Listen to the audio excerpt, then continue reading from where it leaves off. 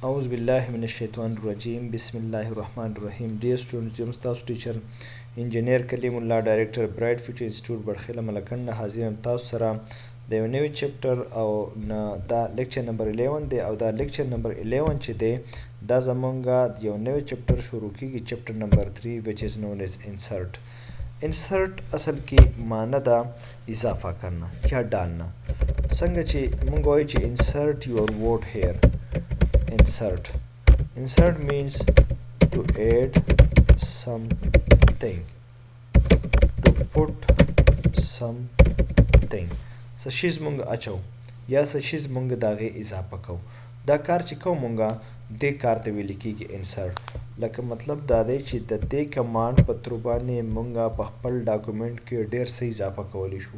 هغه ډېر څه دي، هغه پکچر ایډ کول دي، شیپ ایډ کول دي، هغه سمارټ آرټ راوستل دي، چارټ راوستل دي. دا کمانډ به ان شاء الله مونږ 1 by 1 چې دی دا په ډېر په تفصیل باندې وایو او په دې کې بیا ټول نه موست امپورټنت چې دی هغه ټیبل دی او پکچر دی.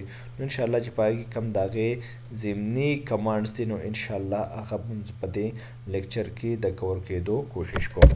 په دې کې اولنی کمانډ چې دی هغه دی کور پیج. کور پیج کار دا دی چې مونږه سا نوټس لیکو، فار ایگزامپل 100 پیجز دی، 10 پیجز دی، 15 پیجز دی او غواړو دا چې داغه دا اولنی پیج چې دی دا مونږه ټایټل پیج راولو، دا ښکلی په یو سټایل کې یو پیج راولو. نو دې کمانډ ته ویل کېږي کور پیج. کور پیج به مونږ څنګه راولو؟ د دې لپاره به مونږ دلته په کور پیج باندې کلیک کوو. په کور پیج چې کله کلیک کوو دلته زموږ سره ډیفرنٹ ټایپس اف کور پیج راځي. هغه د مختلف سټایلز دي. نو هغه مونږ وګورو په دې کې زموږ کم سټایل ولا خوښ وي.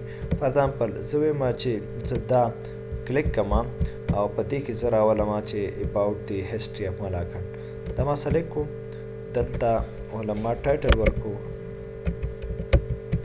هسټري اف ملاکنډ او زه د دې سب ټایټل ورکوم چې about people of Malakand. نو دا ما د دې کتاب دا ونې پیج چې کوم دی دا مو په سټایل کې راوستو. نو چې کله په سټایل کې راغی لاندې به نور لیکل به پکې موجودي، خو دا زموږ سره په یو ښه فارمیټ کې راغی، په ښه سټایل کې راغی. نو دې دا ونې پیج چې کله مونږ راولو نو دې ته ویل کېږي ټایټل پیج او د کمانډ نوم دی کور پیج. مطلب دا دی چې په کور پیج باندې مونږه سره راوستی شو ټایټل پیج آر بک کور. بالکل دا مونږه په دې باندې راوستی شو. دا کمانډ مونږ وکړو دیٹ از نون ایز کور پیج. بل کمانډ دی بلینک پیج. بلینک پیج دا دی چې اوس ما ته چا ووایي چې فار ایگزامپل د دې لاندې بل یو پیج دی.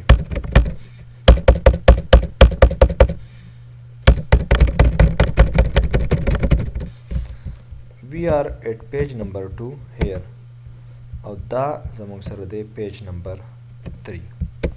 مونږ غواړو زه دا خبره ستاسو ته په اگزامپل باندې ځکه شو کومه چې تاسو دلته پریکټیکلی وګورئ د اگزامپل سره په دې باندې په اسانه باندې پوه شئ. اوس پیج نمبر 2 او 3 د دې په منځ کې فار ایگزامپل د پیج نمبر 1 او د 2 د دې په منځ کې دلته مونږ یو بل خالی پیج راوستل غواړم. دلته په پیج نمبر 2 کې زه ودرېدم، بلینک پیج مې کلیک کوم. نو تاسو اوس وګورئ دلته د دې پیج او د دې پیج په منځ کې زموږ سره دا یو خالی پیج راغی which is known as blank page. نو دا مونږه دا هم کور کو blank page. Third number command से दे आदे page break. Page break shortcut की दा control plus enter की. Control सर हम एंटर की प्रेस को दा पेज ब्रेक कमांड भी अप्लाई शी. बस पेज ब्रेक वॉइस था.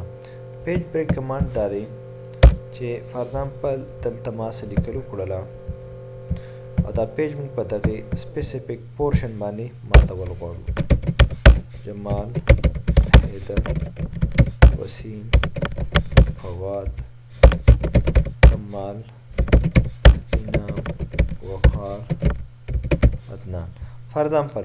اوس ویم چې فواد نه بعد چې کوم لیکل دي دا نیکسټ پیج ته واړه او په دې ځای باندې دا پیج مات کا. دلته زه په فواد باندې ما دلته کرسر ودرو او پیج بریک ما کلیک کړه. اوس تاسو وګورئ د فواد نه بعد چې کوم لیکلو هغه څه وشوله نیکسټ پیج ته واوړېدله او دې کمانډ ته ویل کېږي پیج بریک. ما وویل چې دا به اوس د شارټکټ کی سره کوو. فار ایگزامپل دلته په انعام د ټکسټ باندې ودرېدم انعام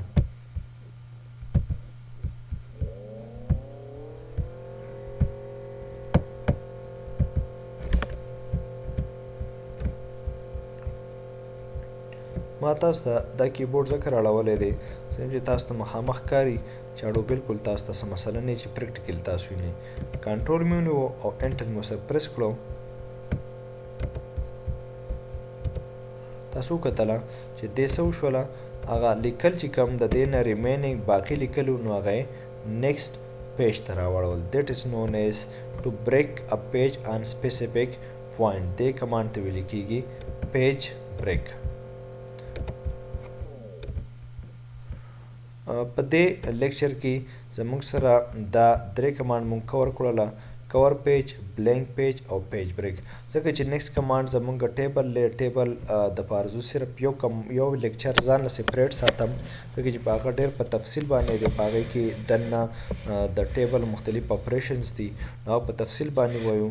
اوسه پورې چې کوم دا مونږ درې کمانډ وکړله نو امید لرم چې تاسو به دا زما سره پریکټیکلي پیرل پریکټس کړي او په دې کې به تاسو کافي زده کړه کړي. اوس ورکړئ اجازه خپل ټیچر انجینیر کلیم الله ته په لوی الله سپارم. د الله په امان.